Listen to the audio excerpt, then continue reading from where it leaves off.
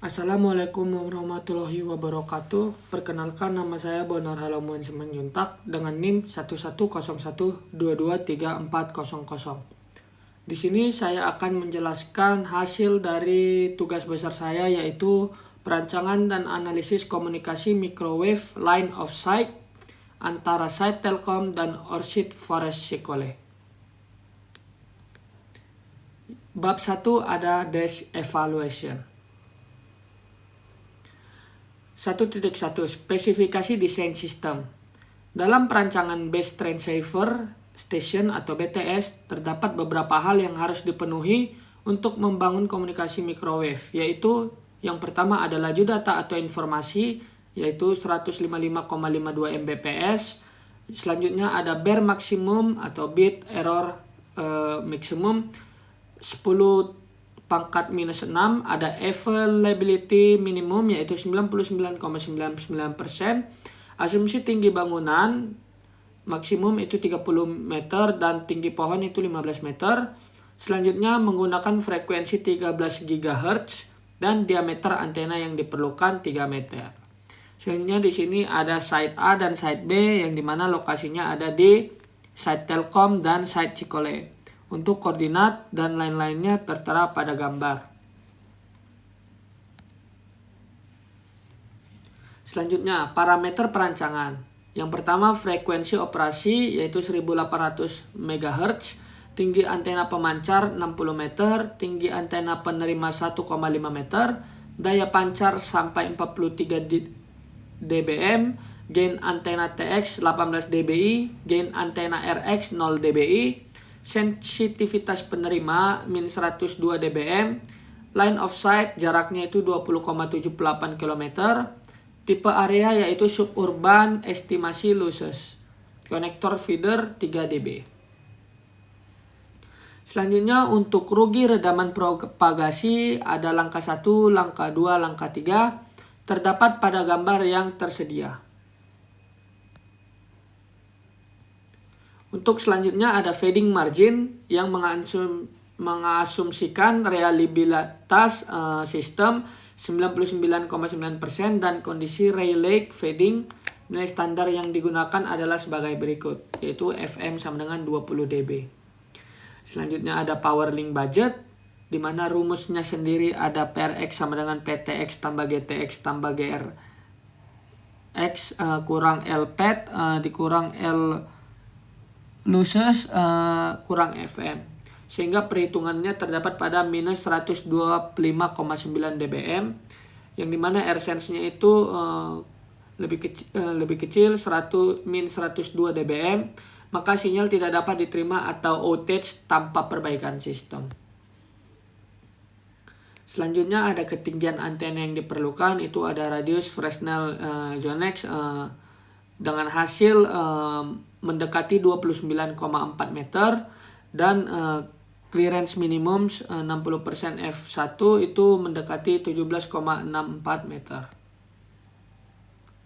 Selanjutnya untuk bab 2 yaitu simulasi dengan software PetLoss 5. Yang pertama, spesifikasi link komunikasi Semunying dengan Ledo, itu laju data atau informasi 155,52 Mbps. Bare maksimumnya 10 pangkat min 6, availability minimumnya 99,9%, asumsi tinggi bangunan maksimum 30 meter dan tinggi pohon 15 meter, dan menggunakan frekuensi 13 GHz. Untuk ketinggian antena optimum berdasarkan software PetLoss 5, didapatkan ketinggian antena optimum setiap antena sebesar site A 75 meter dan site B 70 meter. Berdasarkan hasil analisis ketinggian antena diperoleh oleh konfigurasi yang mampu memastikan jalur komunikasi microwave LOS antara site Telkom dan Orchid Forest Shikole berada dalam kondisi bebas halangan. Penyesuaian ketinggian antena dilakukan untuk menjaga agar zona Fresnel pertama tidak terpotong oleh kontur medan, sehingga rugi-rugi difraksi dapat diminimalkan. Dengan demikian, konfigurasi ketinggian antena yang digunakan dinilai optimum karena mampu memberikan kualitas sinyal yang baik serta meningkatkan keandalan sistem komunikasi. Berikut adalah gambar ketinggian antena optimum.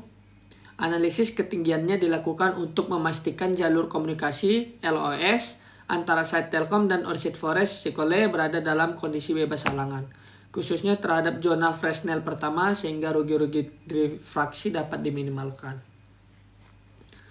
Berdasarkan profil topografi lintasan, terlihat bahwa medan di sekitar site Orchid Forest Cikole itu memiliki elevasi yang relatif tinggi dan membentuk titik penghalang kritis, critical obstruction, yang berpotensi memotong jalur LOS.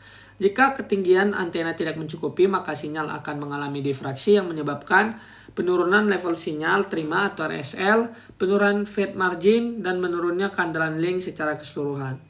Untuk mengatasi hal tersebut, dilakukan penyesuaian ketinggian antena sehingga garis LOS berada di atas kontur medan dan minimal 60% zona Fresnel pertama tetap bersih dari halangan.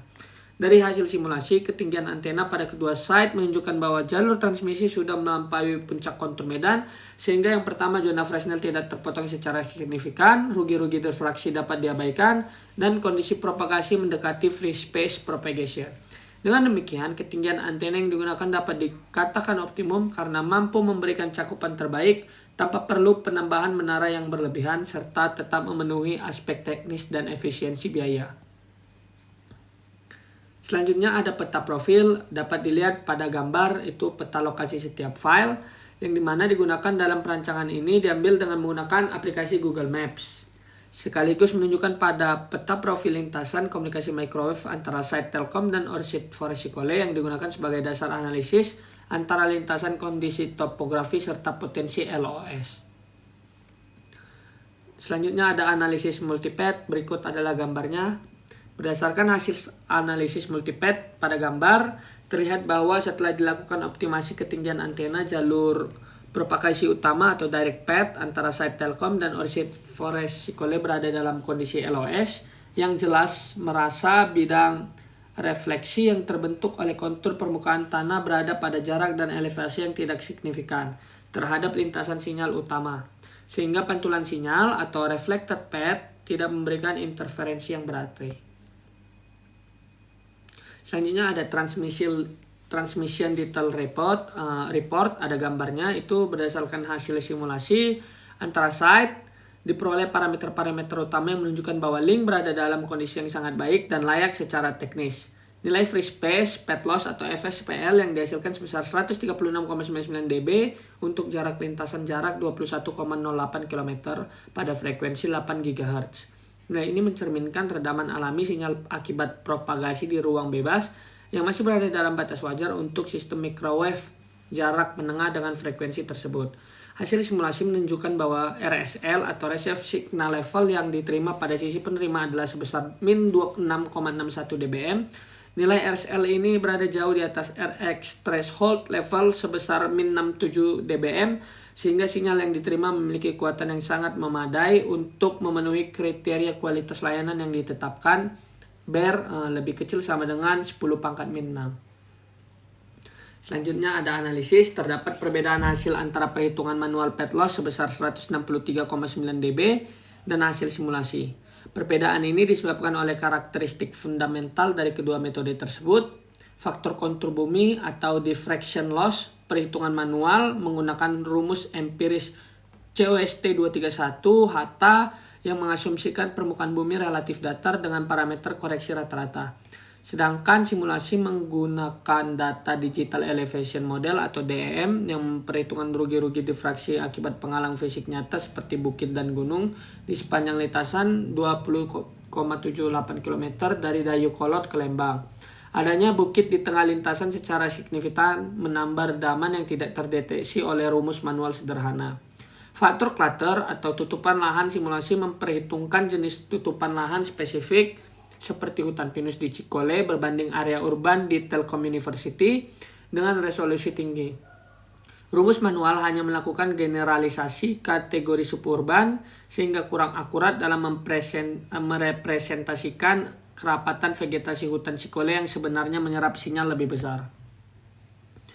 Selanjutnya untuk kesimpulan akhir itu berdasarkan analisis pada bagian A dan bagian B dapat disimpulkan bahwa link komunikasi antara Telkom University dan Orchid Forest Cikole pada frekuensi 1800 MHz mengalami outage apabila hanya menggunakan propagasi langsung point to point tanpa repeater. Hal ini ditunjukkan oleh nilai daya terima PRX sama dengan min 125,9 dBm yang berada jauh di bawah ambang sensitivitas perangkat min 102 dBm. Kegagalan link disebabkan oleh beberapa faktor utama, yaitu tingginya redaman ruang bebas pada frekuensi 1800 MHz, jarak lintasan 20,7 km yang melebihi cakupan efektif teknologi seluler pada pita tersebut, serta keterbatasan pemenuhan tinggi menara minimum akibat adanya penghalang topografi yang menghalangi line of sight. Untuk mengatasi kondisi tersebut, direkomendasikan penambahan repeater atau relay di tengah lintasan. Penggunaan frekuensi yang lebih rendah dengan karakteristik propagasi yang lebih baik atau penerapan antena gain tinggi apabila link difungsikan sebagai jalur backhaul. Berikut adalah dokumentasi kunjungan kami ke site. Boleh dilihat di gambar. Baik, mungkin sekian presentasi dari saya. Mohon maaf apabila terjadi kesalahan kata atau penulisan. Sekian, terima kasih.